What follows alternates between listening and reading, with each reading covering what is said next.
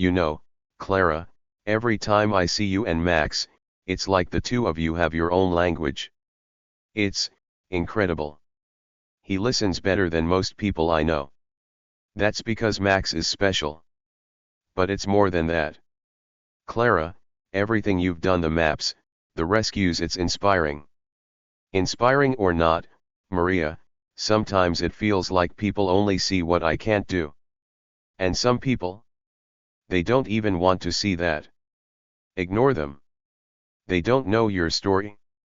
They don't know your strength. It's not always easy to ignore. It gets under your skin, especially when it's right there. Loud enough for everyone to hear, and no one says a word. They're cowards, Clara. You don't need their approval. It's not about approval. It's about dignity. It's about knowing I deserve to be here just as much as anyone else. You hear that, boys? She thinks she's some kind of hero. Let's go, Max. Careful out there. Don't want to bump into something. You don't have to take this, Clara. It's not worth it, Maria. People like him don't change because of words. They change when the world stops letting them win. Promise me you'll be careful. Jake doesn't stop at words. He never has. I'll be fine. I've made it this far, haven't I? Clara gripped the leather straps of Max's harness, her fingers trembling as she steadied herself. The crisp winter air cut through the narrow alley she navigated with slow, deliberate steps. Max's breath came out in soft puffs, his large body guiding her through the maze of obstacles. Yet, the weight of their journey was heavier today. She could feel the subtle shift in the atmosphere. Something was different, more menacing, and it gnawed at her with every stride. Suddenly, the familiar roar of motorcycle engines echoed in the distance, a sound that filled Clara with both dread and anger. Jake. She had learned to recognize the sound of his gang from miles away, and it never failed to send a chill through her. She turned Max's harness slightly to the left, hoping to avoid whatever was coming, but it wasn't long before the unmistakable rumble drew closer, louder. Max's ears pricked up, and Clara's heart skipped a beat. She could sense his unease. "Easy, boy," Clara whispered, her voice wavering. The bikers came into view, cutting through the mist like predators. Jake, the leader of the gang, was at the forefront, his eyes glinting with cruel amusement. The gang had been harassing her for weeks now, ever since she moved to town, but today felt different. There was something in the air that made her stomach tighten, a dark premonition that gnawed at her insides. Jake revved his engine, bringing his bike to a screeching halt just a few feet away. The others followed suit, surrounding Clara and Max. Their laughter was harsh, piercing. Well, what have we here?" Jake sneered, leaning over the handlebars of his bike. "The blind girl and her dog. Ain't that a sad sight?" Clara's grip on Max tightened, but she didn't respond. Her breath caught in her throat, but she remained silent, hoping that if she didn't engage, they might leave her alone.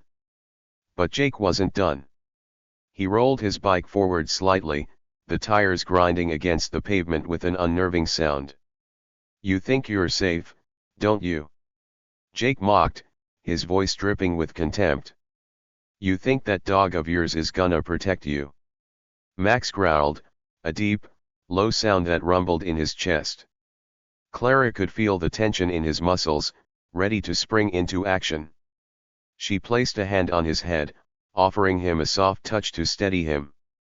"Max, stay calm," she whispered, though her own nerves were far from calm. Jake's grin widened as he leaned closer, his face just inches from Clara's. "You know what happens to dogs that think they're tough? They get put down." Max barked sharply, but Clara's heart raced. She couldn't let them get to her, couldn't let Jake and his gang see how much they rattled her. But the weight of their stares was suffocating, each word they threw at her like a stone. "You're nothing but a freak show, you know that," Jake taunted. "A blind girl and her mutt. What a joke." Clara's throat tightened, but instead of letting the sting of his words consume her, she pushed it down, focusing on Max's calming presence beside her. This wasn't the first time Jake had tried to get under her skin, but something about today made it feel more dangerous, more threatening. Max barked again, and Clara felt him move slightly in front of her, positioning himself between her and Jake. "Don't you dare," Clara said, her voice rising slightly despite her fear. She could feel Max's body tense, his protective instinct kicking in, but she had to stop him. She couldn't let him do something that might make things worse. Jake raised an eyebrow, mockingly impressed. "Well, look at that, he's actually trying to protect you. How sweet. Let's see how long that lasts." He leaned back, revving his engine loudly in her face. The noise made Clara flinch, but she stood her ground, her body trembling slightly. "I'm not afraid of you," she muttered, though she wasn't sure she fully believed it herself. Jake laughed again, but it was a hollow sound. He glanced over his shoulder at his gang, and they all exchanged knowing looks. The tension in the air was thick, suffocating. Clara's mind raced, trying to think of an escape, but they had her surrounded. Just as she thought she couldn't take the pressure anymore, a sharp voice broke through the noise. "Hey! Knock it off, Jake." Maria's voice rang out from the distance, cutting through the fog. Clara's heart leaped in her chest. Maria! She had been her closest friend since moving to town, the one person who truly seemed to understand the weight of her experience. Maria wasn't afraid of Jake, and the fact that she was here now gave Clara a glimmer of hope. Jake's eyes flashed with irritation, but he didn't back down. "What's this, huh? The girl's got a friend now." Maria strode forward, her face set in a determined expression. "You need to leave her alone, Jake. This has gone far enough." Clara could see the way Jake bristled at Maria's defiance. His eyes narrowed, and for a moment, Clara feared that the situation might escalate further. But then, something unexpected happened. The other bikers, usually quick to join in with Jake's taunts, shifted uncomfortably.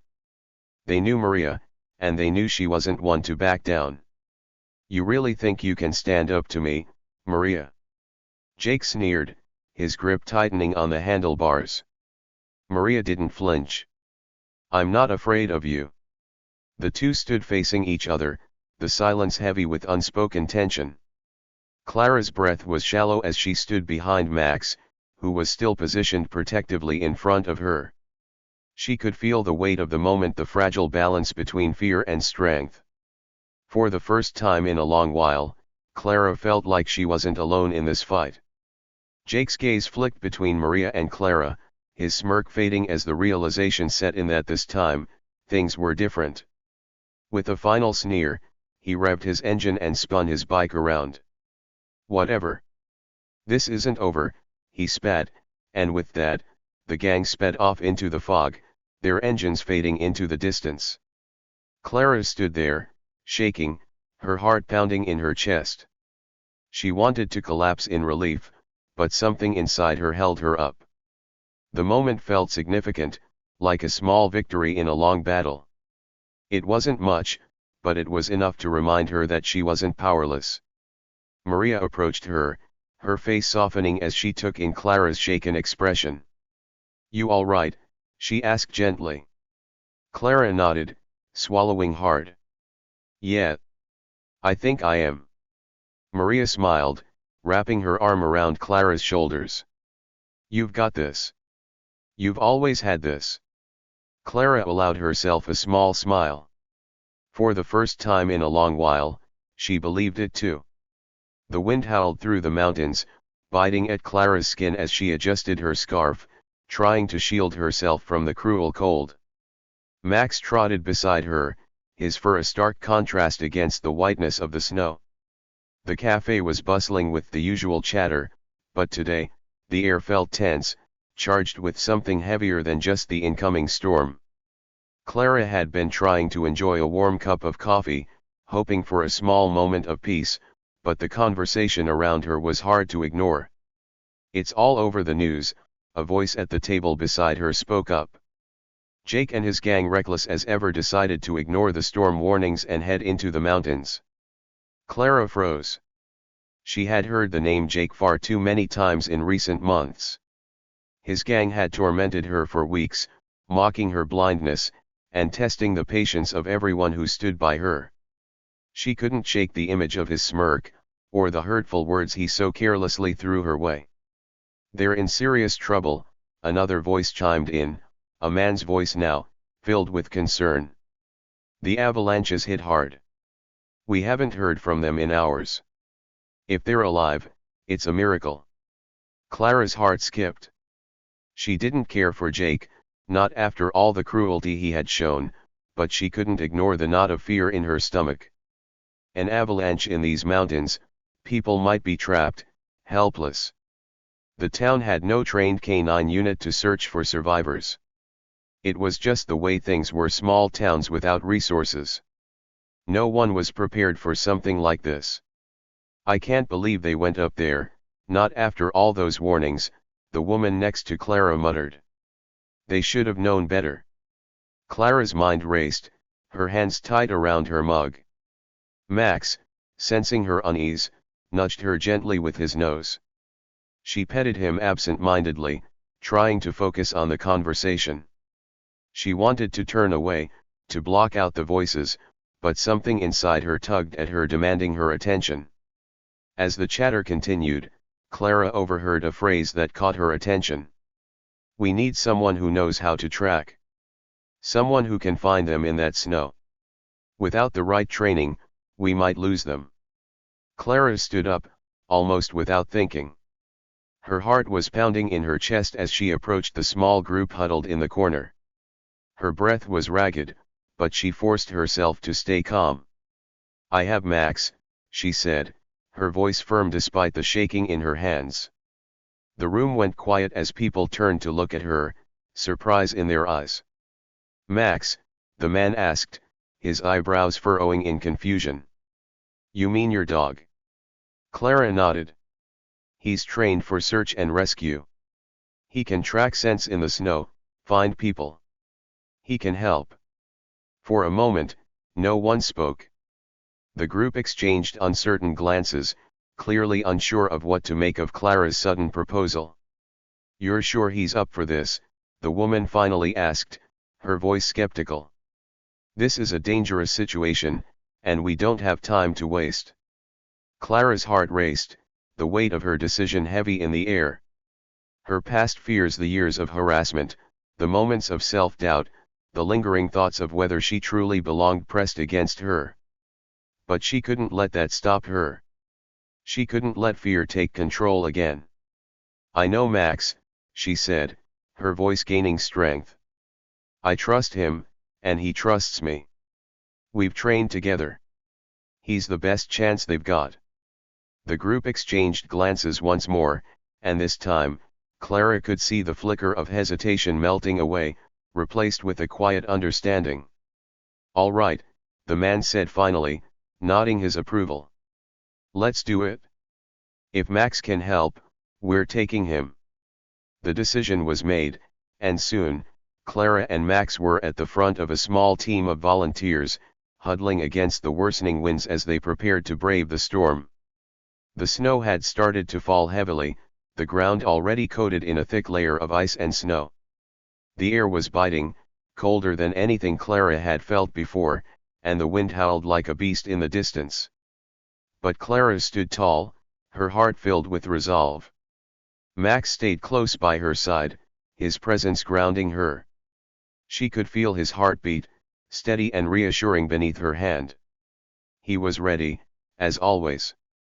But it wasn't just Max's training she relied on. It was their bond, their deep connection that transcended sight, that allowed them to communicate without words. Clara trusted him implicitly.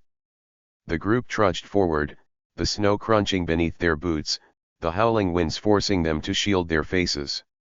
The mountain, usually serene, now seemed to be a harsh, unforgiving beast, ready to swallow them whole. Clara's breath came out in quick, anxious bursts, but she held on to the strength of Max beside her. As the group moved deeper into the storm, Clara couldn't shake the feeling that this was more than just a rescue mission. She wasn't just helping save lives, she was confronting her own fears. For so long, she had let others define her, let their cruelty dictate her worth. But now, she was choosing something different. She was choosing action. She was choosing to stand tall. "Max, find them," she whispered, trusting his instincts as he bounded ahead, his nose working furiously in the snow. Minutes stretched into hours as the group pressed on, the storm relentless, the cold gnawing at Clara's bones. But Max's determination never wavered. He led them onward, his movements swift and sure. With every step, Clara's confidence grew, her self-doubt slowly melting away. She wasn't just blind, she was capable. She wasn't just a target of cruelty, she was a hero in the making. And then, the scent hit. Max's ears perked up, and he darted forward, leading them toward a thick cluster of snow. Clara's heart raced as she followed, every instinct in her body telling her they were close. She could feel it. Max stopped suddenly, his nose pointed at the snow. His low growl told Clara everything she needed to know. "They're here," Clara said, her voice tied with emotion. The team moved quickly, digging furiously at the snow.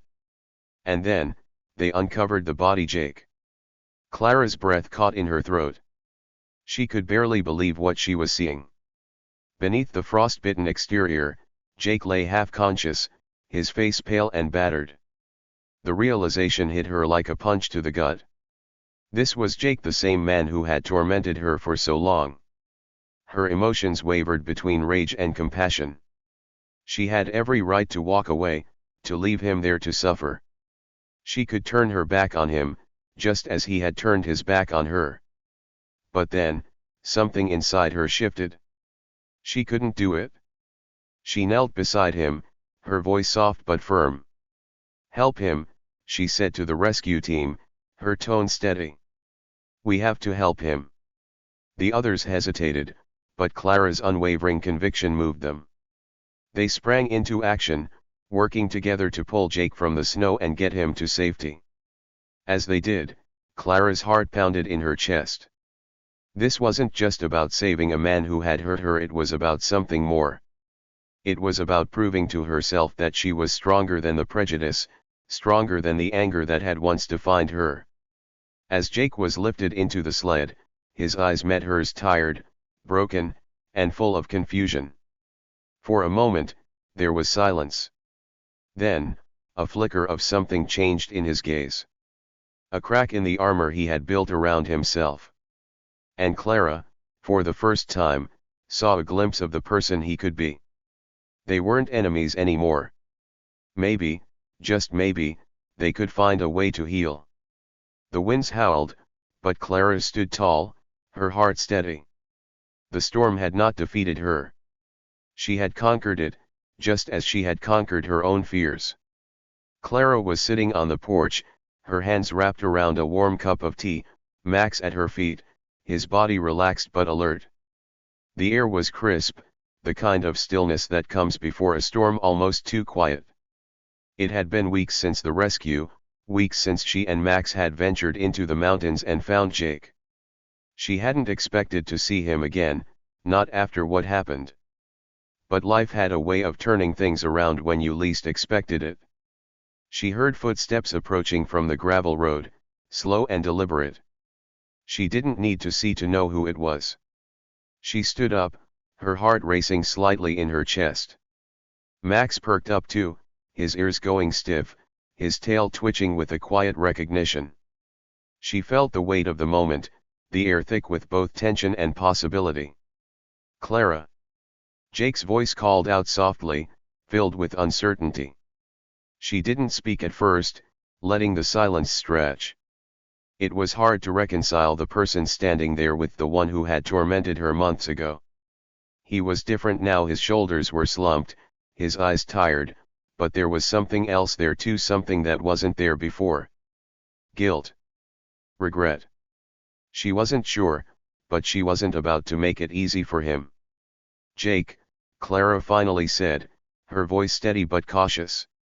What do you want? He hesitated, like he was trying to find the right words but didn't know how. I don't expect you to forgive me. I don't even expect you to talk to me. But I had to come. I owe you this. Clara didn't move, her hands tightening around her mug. Max shifted beside her, and she could feel his presence beside her, like an unspoken promise of protection. It was strange. Jake, the one who had once mocked her blindness, was now standing there with his eyes lowered, his head hung in shame. I'm sorry, he said, his voice low, barely above a whisper. I've been thinking about what you did for me, what you risked, and it made me realize how wrong I was. You didn't deserve any of that, the way I treated you. I was an idiot. I don't even know what got into me. I guess I was too blind to see. Well, I guess you know all about that. Clara's grip on the mug loosened slightly, but she said nothing. She wasn't sure what to say. She had never imagined a moment like this where Jake would actually apologize, where he would admit his faults. Her heart was in turmoil, torn between the desire to let go of the past and the need to hold him accountable for his actions. I didn't want to say anything to anyone before, but I guess I have to now. Jake stopped himself, his words faltering as if he was struggling to swallow something heavier than his own pride. I'm grateful. You saved my life. I don't know what else to say. But I know I can't just keep going on like nothing happened. Clara nodded slowly, her face unreadable. There was a long pause, where the air felt thick, charged. And then, she spoke. Thank you, she said, her voice measured but clear. For apologizing. It takes a lot of courage to admit when you're wrong. Jake's eyes darted to the ground, his shame evident in the way he shifted uneasily. Clara took a deep breath, feeling the weight of what she was about to say, the weight of the lesson she needed to share, not just for him, but for herself, too. But forgiveness doesn't erase what happened, she continued, her words firm, her voice rising just slightly, but carrying more strength than she had ever realized she possessed. It doesn't undo the harm, the hurt, or the pain. I will never forget how you treated me, how you treated others like me. But I do. I do believe people can change. Jake swallowed, nodding slowly. I get it, he said quietly. I'm not asking you to forget. I don't expect that. Clara looked at him then, her face softening slightly, the sharpness of the past few months finally beginning to dull. And I'm not going to let you off the hook, she added. There's work to be done. We all have our own work to do. But it starts with owning what we've done wrong, and doing something better from here on out. Jake nodded again, this time with more certainty. I'll work on that. I promise. Clara's breath steadied as she took another sip of her tea. She didn't need to say more. He understood. And for the first time in a long time, she felt a shift not just in him, but in herself too. She had set a boundary, and he had respected it. She had chosen to walk the path of forgiveness, but with eyes wide open. As the conversation waned, Jake took a step back, looking at Max, who was still standing beside Clara, his gaze unwavering. I don't know how to thank him. He's the real hero here, Jake said, his voice tinged with admiration. Max turned his head slightly, his tail giving a small wag, as if acknowledging Jake's words. Clara smiled softly, her heart full of warmth and gratitude for the dog who had become her closest companion.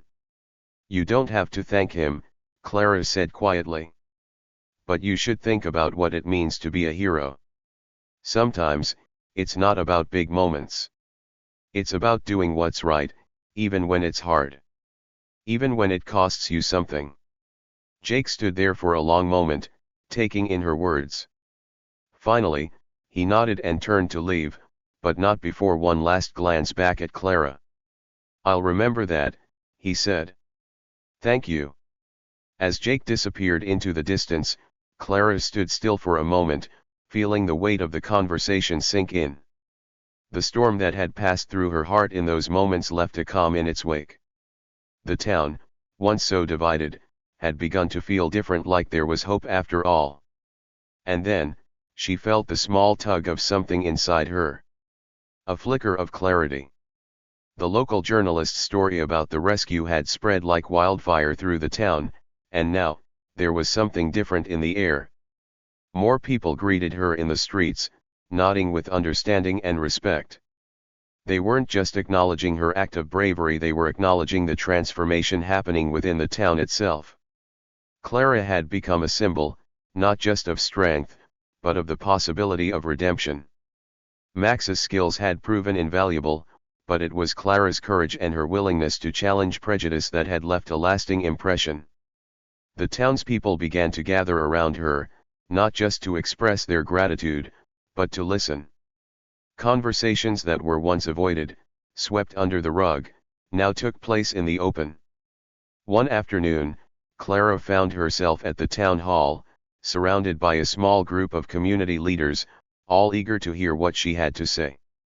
She had been quiet for so long, but now, the words seemed to flow effortlessly, as if the floodgates had finally opened. "I think it's time for us to do more," Clara said, her voice steady, her heart clear. "I want to start advocating for disability rights. There are people like me who deserve a chance to live without fear, without judgment. We need to open the doors, not just to accessibility, but to understanding." The room was quiet, but there was a shift in the atmosphere. People were listening. They were ready to act. And so, with each word, each conversation, Clara began her journey not just to heal herself, but to help heal the town. She had been a witness to her own transformation, and now, she would be a witness to theirs. The day was calm, the sun shining brightly on the town as Clara and Max walked side by side, their bond stronger than ever. Children ran up to greet them, laughing and reaching out to pet Max. His tail wagged happily as he bent down to nuzzle their hands, a reminder of the joy that now filled the streets. And in that moment, Clara knew they had made a difference. The community had changed, and so had she. The future was no longer something to fear, it was something to embrace. Together, with Max by her side, she was ready for whatever came next. They walked on, confident in the knowledge that the world could change, one small step at a time.